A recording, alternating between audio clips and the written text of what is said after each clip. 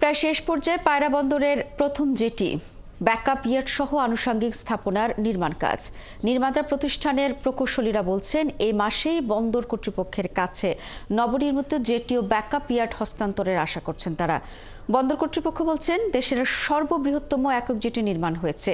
এই জেটির মাধ্যমে পণ্য খালা, সড়ক ও নৌপথে পণ্য পরিবহনের মাধ্যমে একদিকে সময় বাঁচবে, অন্যদিকে খরচও কমবে। আর এই কারণেই বাড়বে এই বন্দরের গুরুত্ব। কামরুল হাসানের তথ্য ছবিতে প্রতিবেদন। পটুয়াখালীর কলাপাড়া উপজেলার রামনাবাদ নদীর তীরে 2019 সালের জানুয়ারিতে শুরু হয় পায়রা সমুদ্র বন্দরের প্রথম জেটি নির্মাণ প্রকল্পের কাজ। 650 মিটার দীর্ঘ এবং 60 মিটার প্রস্থের দেশের সর্ববৃহত্তম একক জেটি এটি। প্রকল্পের মেয়াদ শেষ হওয়ার কথা ছিল 2023 সালের জুনে। পরে করোনা সহ নানা কারণে মেয়াদ বাড়ানো হয় 2 দফা। সংশ্লিষ্টরা বলছেন বর্তমানে পায়রা বন্দরের জেটি, ব্যাকআপ ইয়ার্ড, সংযোগ সড়ক ও আনুষঙ্গিক স্থাপনার নির্মাণ কাজ শেষ পর্যায়ে। এই মাসেই জেটি ও ব্যাকআপ ইয়ার্ড হস্তান্তরের আশা নির্মাতা প্রতিষ্ঠানের। তাপবিদ্যুতের কয়লা আনার জন্য সুবিধা হবে। তারপর পটুয়াখালী আউলিয়াপুর আর একটা ইপিজেডের কার্যক্রম চলতেছে।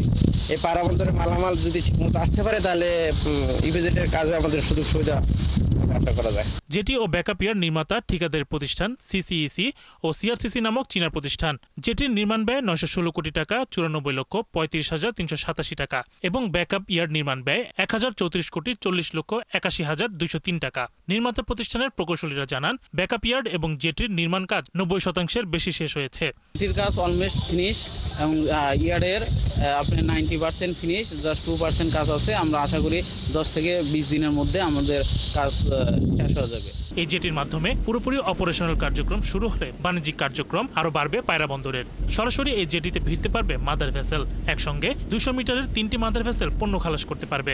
计划在这个月底之前呢，咱们把这个主要的工程全部干完现在呢就剩这个扫尾工程了。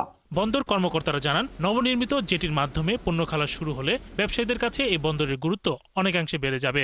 আঞ্চলিক অর্থনৈতিক সমৃদ্ধি অর্জন এবং বাণিজ্যিক সম্প্রসারণে পায়রা বন্দর ভূমিকা রাখবে। শরীফ আজাদ প্রীতম, 71।